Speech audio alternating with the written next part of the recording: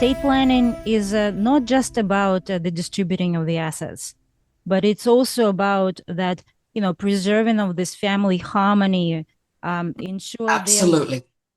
their legacy, their values, passed down efficiently.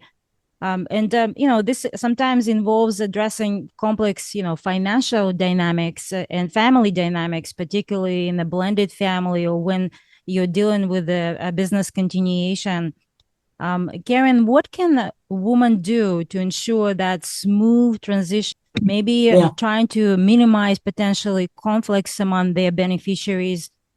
Sometimes maybe incorporating that philanthropic goals and dreams of theirs.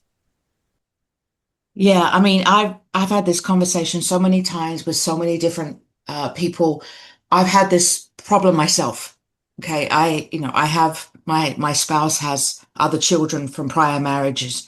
Um, I think you have to really sit down with your spouse and have an honest conversation about who's going to get what asset, right? You can't just say, well, if I pass away first, I'm going to have my husband decide. A lot of times that doesn't work. So, one, sit down and have a conversation. If you've got children from other marriages, who's going to get what, right?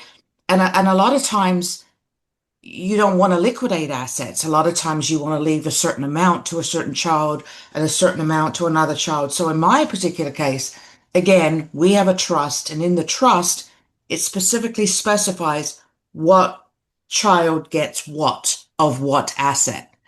Now, that being said, a lot of times, again, you don't want to have to liquidate assets.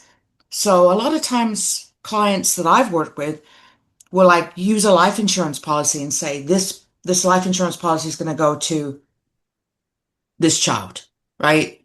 This asset is going to go to this child.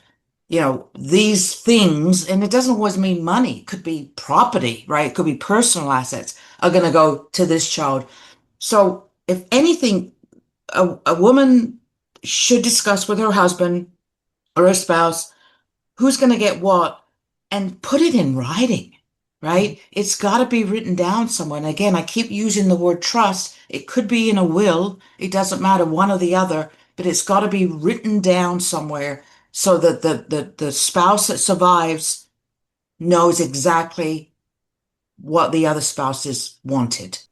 Yeah, absolutely. And we're touching a very sensitive topic because most of our women are brought up, thinking that, finances is not something they have to deal with. Right, When right. we've talked about the long life expectancy of the woman, there is a very high probability that they will be in control of their finances sooner than later. Right. They might as well get started and don't be, be in the position where now they have to make all these decisions while they're grieving as well. So that's definitely a Absolutely. consideration. Absolutely. That's probably the worst time to make decisions, right? I Of mean, when you course. think about it, you're going through, I mean, it takes years to go through that process. And now you're trying to manage the finances at the same time and you don't know where stuff is. It's got to be put in writing. It's got to be written down somewhere. It's so important.